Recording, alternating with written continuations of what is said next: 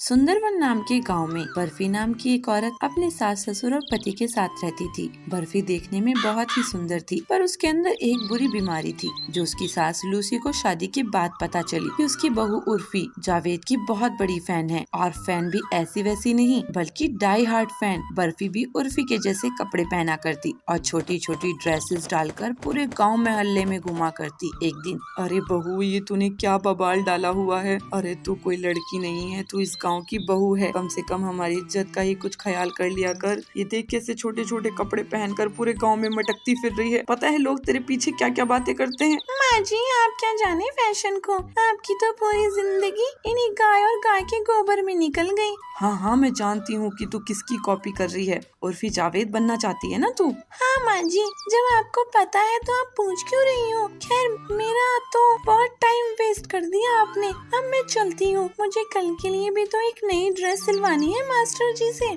ऐसा कहकर बर्फी उस छोटी सी ड्रेस को पहनकर और मटकते हुए चली जाती है। गांव के सभी लोग उसी को घूर घूर कर देख रहे थे और उसका मजाक बना रहे थे, लेकिन बर्फी सोचती है कि सब उसकी तारीफ कर रहे हैं। लगता है ये सब मेरे फैशन से बहुत इम्प्रेस हुए हैं, तभी तो देखो मुझे कैसे देख रहे हैं। अभी तो कुछ नहीं, अब तो मैं जो ड्रेस मास्टर जी को देने जा रही हूँ उसके पहन के तो मैं पूरी बर्फी जावेद लगूंगी। बर्फी आगे बढ़कर मास्टर जी के पास जाती है। लीजिए मास्टर जी, ये लीजिए मेरी ड्रेस का कपड़ा और इतनी अच्छी ड्रेस सिल दीजिए कि पूरा गांव बस मुझे ही देखता रह जाए। मास्टर जी वो छोटा सा कपड़ा देखकर मन ही मन सोचते हैं, इतना छोटा सा कपड़ा और उसमें भी एक ड्रेस निकालना। अरे मैं तो इसका रुमाल भी ना बनाऊं। अरे इतने से कपड़े से मैं ड्रेस कैसे बना दूं। मैं इतना पागल नहीं हूँ। किसी और के पास चली जाओ, मेरे पास फालतू का समय नहीं है। उससे ही सिलवा लो अपनी घिसी पिटी सी ड्रेस, मैं तो सिल नहीं सका। अरे तुम क्या जानो फैशन, तुम तो वही सूट सलवार और ब्लाउज सिलना जानते हो। टूनी इसके बाद घर की तरफ जाने लगती है, लेकिन बीच रास्ते में कुछ लफंगे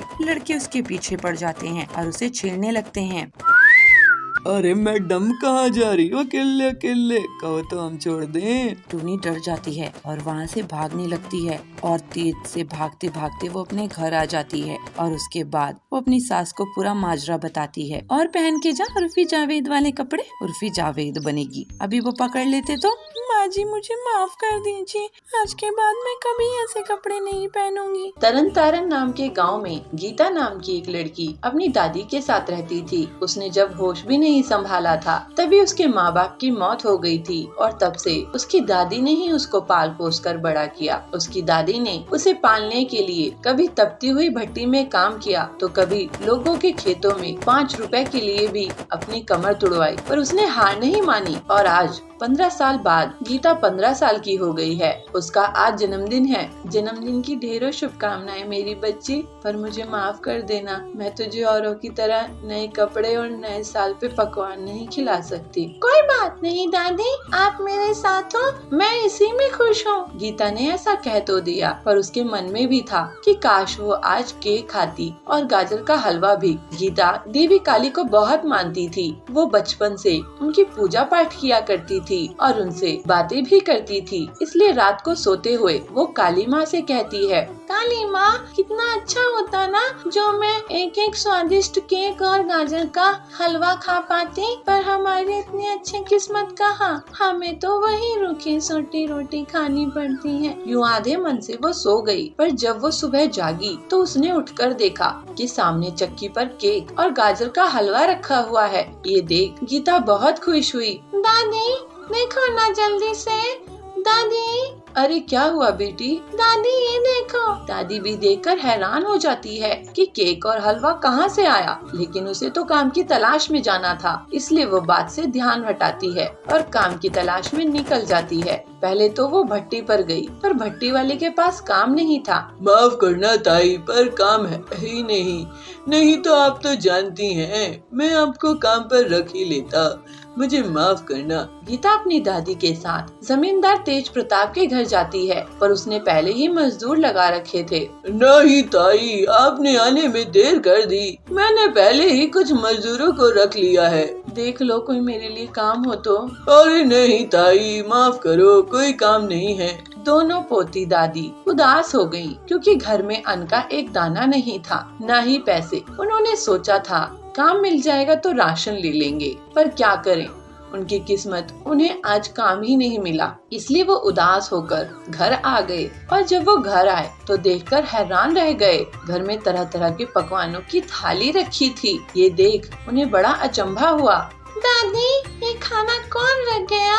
मुझे नहीं पता बेटी, पर तू ये मत खा, ये किसी ने जादू टोना किया हो तो। तभी देवी काली की मूर्ति में से एक प्रकाश प्रकट होता है और देवी काली प्रकट होती हैं और कहती हैं, नहीं, ये जादू टोने का भोजन नहीं है, ये मेरी जादुई चक्की का भोजन है। मैंने तुम्हारा दुख सुना और मुझे बहुत दुख हुआ कि मैं अपने भक्त की सहायता भी नहीं कर सकती, इसलिए ये सब मैंने किया।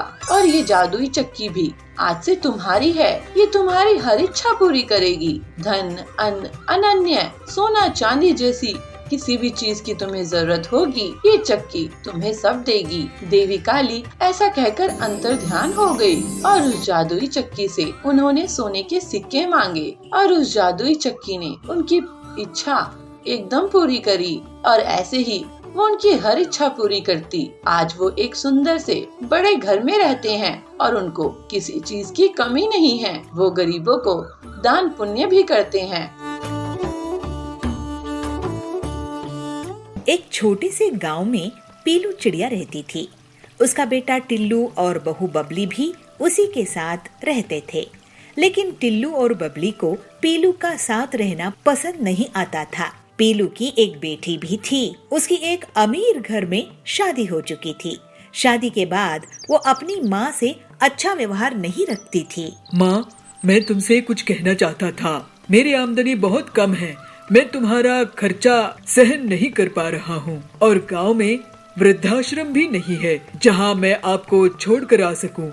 मेरी पूरी पगार घर चलाने में ही चली जाती है। मुझे बच्चे होंगे तो उन्हें स्कूल कैसे भेजूंगा, ये भी मैं सोचता रहता हूँ। कुछ दिन पिंकी दीदी के यहाँ चली जाओ। बेटा, अपनी बेटी के ससुराल में मैं कैसे चली जाऊँ? चल, तुझे तकलीफ ना हो तो मैं ये कोशिश करके देखती हूँ। फिर पीलू अपनी बेटी के ससुराल चली जाती है। बेटी पिंकी, क्या मैं तुम्हारे यहाँ कुछ महीने रुक सकती हूँ? वो क्या है ना, टिल्लू की आमदनी कम है तो वो मुझे तेरे यहाँ रुकने के लिए भेजा है। अरे माँ, मैं तो अपने पति के साथ आज ही स्विट्जरलैंड जाने वाली हूँ। मैं तुम्हें यहाँ कैसे रख सकती हूँ? पीलू ये सुनकर बहुत दुखी हो जाती है। वो रोने लगती है। हे भगवान, इस बुढ़ापे में मेरे बच्चे कैसे हैं जो मुझे सहारा नहीं दे सकते। फिर थोड़ी देर में कुछ सोचकर वो एक सुनार के पास चली जाती है। सुनार भैया, आप ये अंगूठी गिरवी रख लो और मुझे इसके कुछ पैसे दे दो। इस अंगूठी के आपको मैं 5,000 ही दे सकता हूँ पीलू बहन। पीलू उन 5,000 को लेकर एक छोटी सी किराए की झोपड़ी में चली जाती है। इन पैसों से तो एक ही महीने का गुजारा होगा, उसके बाद मेरे पास खाने के लिए भी पैसे नहीं बचेंगे। मुझे कुछ काम शुरू कर देना चाहिए, लेकिन इतने पैसे से मैं सिर्फ रोटी बनाने का काम ही शुरू कर सकती हूँ। फिर अगले ही दिन से पीलू रोटी और आलू की सब्जी बनाकर एक चौक में बेचने लगती है।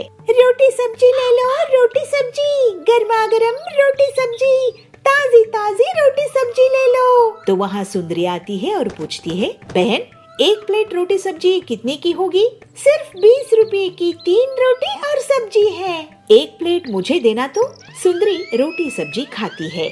वाह बहन, तुमने तो कमाल की रोटी सब्जी बनाई है। ये लो पैसे, मैं और भी लोगों को तुम्हारे पास भेजूंगी। गरीबों को इतना स्वादिष्ट और अच्छा खाना नसीब नहीं होता, वो सब बहुत खुश होंगे। घर लौटते समय पीलू को 2 भिखारी चिड़िया मिलते हैं। पीलू उन दोनों चिड़ियों को रोटी दे देती है। इस तरह से जल्दी ही पीलू की दुकान चल निकली और उसके पास इतने ग्राहक आए कि वो अकेले काम नहीं कर सकती थी। पीलू रोज रोटियां बनाती और 2 रोटियां वो उन भिखारी चिड़ियों को दे देती थी। मेरी रोटी सब्जी लोगों को बहुत पसंद आ रही है, लेकिन अब मुझे और लोग चाहिए होंगे। क्यों ना मैं उन भिखारी चिड़ियों को काम पर रख लूं? सुनो, तुम दोनों यहाँ पर भीख मांगती हो, मैं तुम्हें काम दे सकती हूँ। अपनी दुकान में अगर तुम करना चाहो तो। बहन, मेरा नाम लवली है। मैं एक अमीर घर से थी, लेकिन मेरे बच्चों ने मुझे घर से निकाल दिया तो मैं यहाँ हूँ। मैं भी अच्छे घर से थी बहन, मेरी भी यही कहानी है। हम तुम्हारे साथ काम करेंगे और मेहनत से पैसे कमाएंगे। ये सुनकर पीलू बहुत खुश हो जाती है और फिर तीनों चिड़िया मिलकर टिफिन का काम शुरू कर देते हैं और बहुत जल्द ही पूरे जंगल में सिर्फ पीलू का टिफिन चलता है।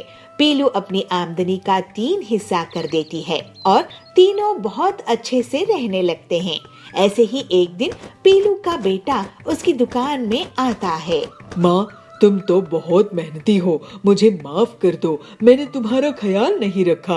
अब मुझे पछतावा होता है कि मैंने तुम्हें किस हाल में छोड़ दिया था। बेटा, अब मैं दूसरे बूढ़े लोगों को मदद करूंगी। तू चिंता मत कर, तुम लोग मेरे बच्चे थे और रहोगे। फिर उस दिन से टिल्लू भी अपनी माँ का उसके काम में हाथ बटाने लगा और पूरी ईमानदारी से बुजुर्गों के लिए काम करने लगा। फिर वो सब हंसी खुशी रहने लगे।